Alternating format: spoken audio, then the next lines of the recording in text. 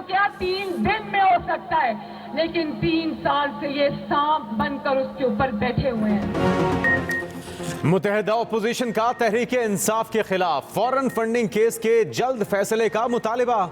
मुस्लिम league नून की नायब सदर मरियम नवाज का इलेक्शन कमीशन के सामने मुत्तहिदा अपोजिशन के एहतजाज से खिताब। कहती हैं तहरीक इंसाफ को इसराइल और भारत से फंडिंग हुई। 3 साल से स्क्रूटनी कमेटी काम कर रही है। स्क्रूटनी कमेटी का काम था तहकीकात अवाम के सामने रखे, लेकिन कमेटी से कहा गया हथ हौला रखो। इमरान खान ने 24 मरतबा कार्रवाई रुकवाने की कोशिश की। केस का 3 दिन में फैसला हो सकता है, लेकिन 3 साल से बैठे हैं।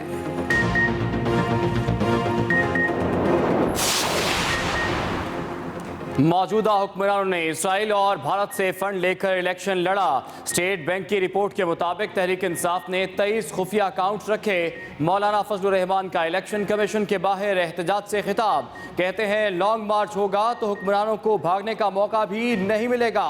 5 फरवरी को कश्मीरियों से यकजहती के लिए रावलपिंडी लियाकत बाग में PDM जलसे का ऐलान।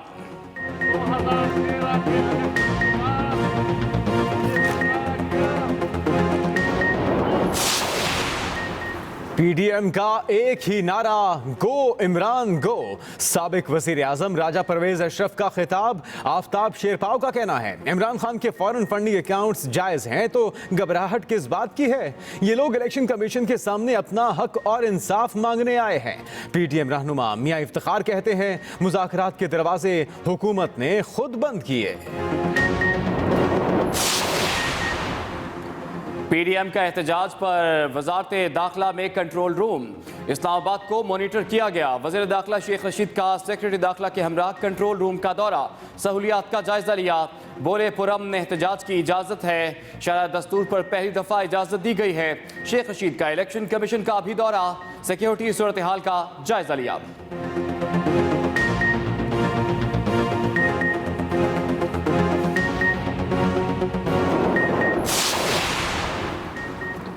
उमरकोट के अवाम ने सिलेक्टेड को रिजेक्ट करके इस्लामाबाद में वाज़ेह पैगाम भेज दिया। आपने सियासी यतीमों के टोले को 2-2 बार भगा दिया।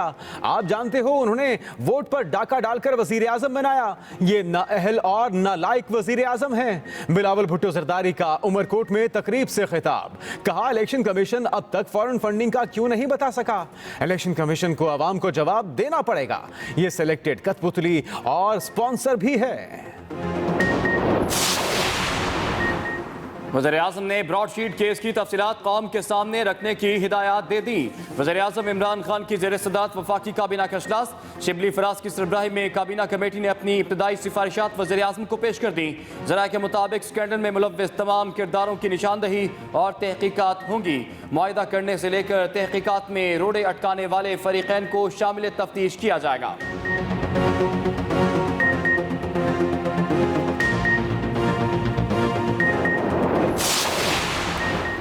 वफाकी वजीर असद उमर का कहना है $100 मिलियन यानी 16 अरब रुपए की शरीफ खानदान की छुपाई हुई दौलत ढूंढने पर 20 मिलियन मुआवजा देना पड़ा, क्योंकि मुआहिदे के मुताबिक 80% पाकिस्तान और 20% ब्रॉडशीट को मिलना था।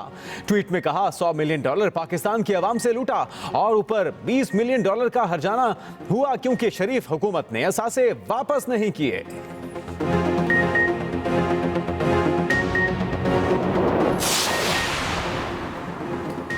PDM के इलेक्शन कमीशन के बाहर मुजाहरे की कोशिश नाकाम हुई। अपोजिशन को मुस्तरद करने पर जुड़वा शहरों के अवाम के मशकूर हैं। वफाकी वज़ीर इत्तलात शिबली फराज कहते हैं कि PDM वाले NRO की तलाश में मारे मारे फिर रहे हैं। ब्रॉडशीट का फैसला हक़ाइक़ और सबूतों पर मबनी है।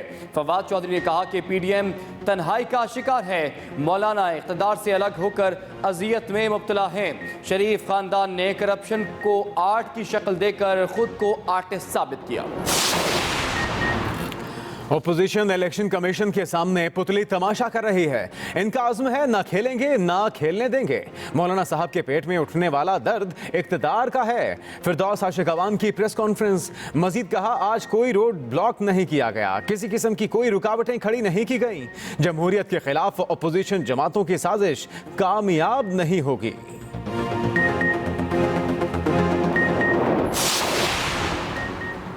पीडीएम अपनी सफ़ों में इंतशार को छुपाना और गिरती हुई साख को बचाना चाहती है। वज़ीर ख़ारजा शाह महमूद कुरैशी कहते हैं कि पीडीएम का बयानिया पाकिस्तान दुश्मन कुव्वतों के बयानिए से मुताबिकत रखता है। पीपल्स पार्टी विकेट के दोनों तरफ खेल रही है, वो पीडीएम को अपने मकासद के हुसूल के लिए इस्तेमाल कर रही है। कराची में इसराइल नामंजूर के बैनर्स सियासी मकासद के लिए लगाए जा रहे हैं।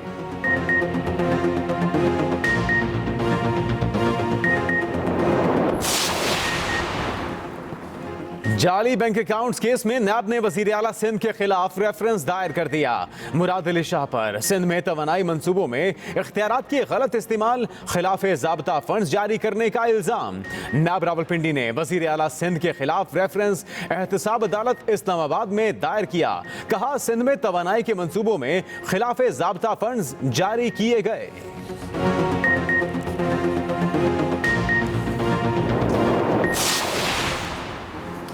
एहतसाब अदालत इस्लामाबाद ने deputy chairman senate Salim Mandviwalla को 4 फरवरी को तलब कर लिया। नैब ने गुज़श्ता हफ्ते डिप्टी चेयरमैन सेनेट और दीगर के खिलाफ रेफरेंस दायर किया था। रेफरेंस स्क्रूटनी मुकम्मल होने पर जज मोहम्मद बशीर के पास समाअत के लिए मुकर्रर। मुल्जिमान पर किडनी हिल्स में गैर कानूनी अलॉटमेंट्स और जाली अकाउंट से वसूलियों का इल्ज़ाम है। Deputy chairman senate Salim Mandviwalla का नैब केसेस पर रद्द-ए-अमल। कहा, मेरी कोई बेनामी जायदाद नहीं, ना कोई फ्रंटमैन है। Kidney hills plots allotment case से मेरा कोई ताल्लुक नहीं। नैब रेफरेंस बदनीयती पर मबनी है।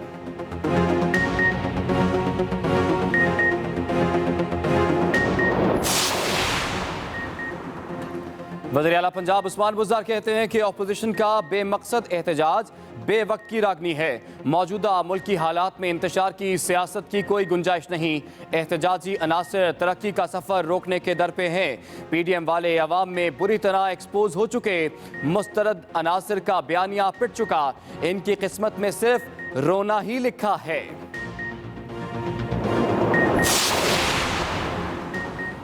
पाकिस्तान में कोरोना के वार जारी। मोहलिक वबा एक दिन में मजीद 58 जानें ले गई। अमवात की तादाद 11,000 से तजावुज कर गई। 24 घंटों के दौरान 1800 नए केसेस रिपोर्ट। फाल केसेस की तादाद 35,485 तक जा पहुंची। 4,76,471 मरीज सेहतियाब।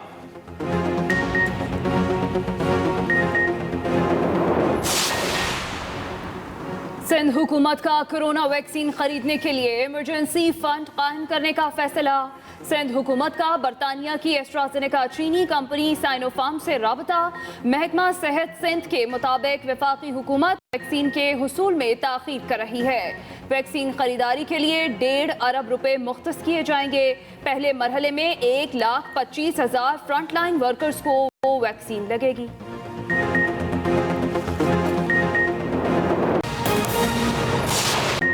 बुलेटिन के आगाज में मुस्लिम लीग नून की नायब सदर मरियम नवाज का इलेक्शन कमीशन के सामने मुत्तहिदा अपोजिशन के एहतजाज से खिताब।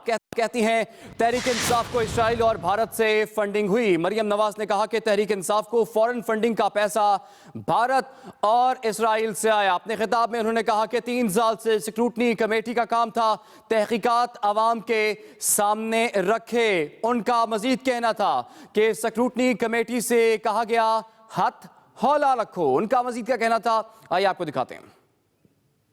इलेक्शन कमीशन ऑफ पाकिस्तान ने एक कमेटी बनाई जिसको कहते हैं स्क्रूटनी कमेटी, जिसको कहते हैं तहकीकाती कमेटी। लेकिन जब तहकीकात शुरू हुई तो ऐसी जराइम की ऐसी लंबी दास्तान सामने आई कि क्योंकि ऊपर से हुक्म था तो तहकीकाती कमेटी को, स्क्रूटनी कमेटी को कहा गया कि इनके ऊपर हाथ हौला रखो। और वो स्क्रूटनी कमेटी फिर इमरान खान की और ईसीपी की ताबेदार बन गई। इतने वाजे और होश उड़ा देने वाले हकायक हैं जिनका फैसला 3 साल तो क्या 3 दिन में हो सकता है, लेकिन 3 साल से ये सांप बनकर उसके ऊपर बैठे हुए हैं।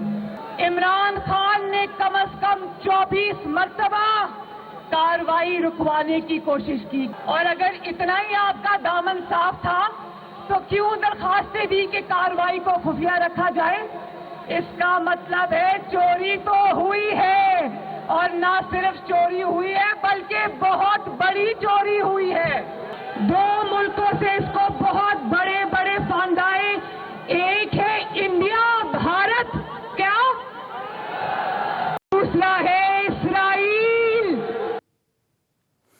मौजूदा हुक्मरानों ने फॉरेन फंडिंग लेकर इलेक्शन लड़ा, लॉन्ग मार्च हुआ तो हुक्मरानों को भागने का मौका नहीं मिलेगा। सरबराह पीडीएम मौलाना फजलुर रहमान कहते हैं कि रियासत मदीना का ख्वाब दिखाने वालों ने कूफे का रास्ता दिखला दिया। मौजूदा हुक्मरानों ने फॉरेन फंडिंग लेकर इलेक्शन लड़ा। मौलाना फजलुर रहमान का अपने खिताब में कहना था कि लॉन्ग मार्च हुआ तो हुक्मरानों को भागने का मौका नहीं मिलेगा। मौलाना ने खिताब में क्या कहा, आइए आपको दिखाते हैं। आज पूरी कौम पर आश्कारा हो रहा है कि इस्राइल और हिंदुस्तान के फंड से उसने इलेक्शन लड़े हैं और इसी बुनियाद पर उसने अपनी पार्टी तश्कील दी है। ये खुफिया अकाउंट्स आज भी खुफिया रखे जा रहे हैं। किसी कीमत पर अब इसकी गुंजाइश नहीं रही कि ये लोग हुक्मरान रह सकें। इन्होंने झूठ बोला है, इन्होंने पैसे छुपाए हैं। 5 फरवरी को कश्मीरियों के साथ यकजहती के तौर पर जहां पूरे मुल्क के हर जिले हेडक्वार्टर पर मुजाहरे करने हैं यकजहती के लिए, वहां रावलपिंडी की लियाकत बाग पर पीडीएम के कायदीन इकट्ठे होंगे और एक बहुत बड़ा मुजाहरा किया जाएगा। और ये पहले हम यकजहती करते थे सलामती काउंसिल की करारदादों पर अमल दरामद के हवाले से, आज हम कश्मीरियों के साथ यकजहती करेंगे कश्मीर फरोशी की बुनियाद पर। इन्होंने कश्मीर को बेचा। वफाकी वजीर इत्तलात शिबली फराज कहते हैं कि ऑपोजिशन की चोरी बचाने के लिए जुड़वा शहरों ने पीडीएम तहरीक को मुस्तरद कर दिया है। पीडीएम एनआरओ की तलाश में मारी फिर रही है। फवाद चौधरी बोले, मौलाना फजलुर रहमान इक़्तिदार से दूर रहकर तन्हाई का शिकार हो गए हैं। पीडीएम एनआरओ की तलाश में मारी फिर रही है, ये कहना था सेनेटर शिबली फराज का। उन्होंने मजीद क्या कहा, आइए सुनते हैं। इन्होंने बेखौफ व खतर होकर जितनी करप्शन की,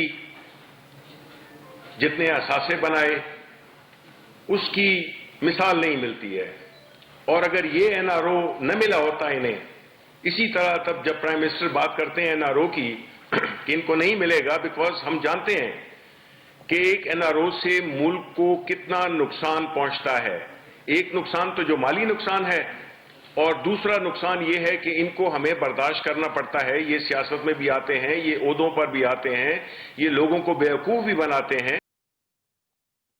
मौलाना जो है मेरा ख्याल है तन्हाई की अजियत का शिकार है, और जिस तरह से उनको लग रहा था कि पता नहीं कोई पाकिस्तान के अवाम जो हैं वो उनके हाथ पे बैठ करके उनको कोई खलीफा ही मुकर्रर कर देंगे, उससे उनको लगा है कि ऐसा मामला हो नहीं रहा। बड़ी उनको तन्हाई और अजियत का शिकार है। सो मैं मौलाना साहब को कहूँगा कि इसको सस्पेंड करें तकरीर को। Chairman Peoples Party Bilawal Bhutto Zardari कहते हैं कि चीनी और आटा चोरी का अवाम को आज तक कोई जवाब नहीं मिला। ये नाअहल और नालायक वजीर आजम हैं। इलेक्शन कमीशन अब तक फॉरेन फंडिंग का क्यों नहीं बता सका? इलेक्शन कमीशन को अवाम को जवाब देना पड़ेगा। वो लोग जो किसी और के इशारे पे हुकूमत बनाते हैं तो फिर वो उनकी तरफ देखते ही रहते हैं और अवाम को भूल जाते हैं। Chairman Peoples Party Bilawal Bhutto Zardari ने एक बार फिर हुकूमत को कड़ी तनकीद का निशाना बनाया। इलेक्शन कमीशन 2014 से लेके आज तक हमें क्यों नहीं बता सका कि पीटीआई का फॉरेन फंडिंग क्यों हो रहा है? इलेक्शन कमीशन को जवाब देना पड़ेगा। उमरकोट में अली मर्दान शाह की बरसी के मौके पर खिताब में बिलावल भुट्टो ने पीपुल्स पार्टी के उम्मीदवार सैयद अमीर अली शाह की जीत पर मुखालफिन को आड़े हाथों लिया। जो कल मुशर्रफ के साथ खड़े थे और आज इमरान के साथ खड़े हैं, उन सबको 2-2 बार भगा दिया है। इस पुतली को इस्तीफा देना पड़ेगा, वरना उमरकोट के अवाम इस्लामाबाद पहुंच गए उससे अपना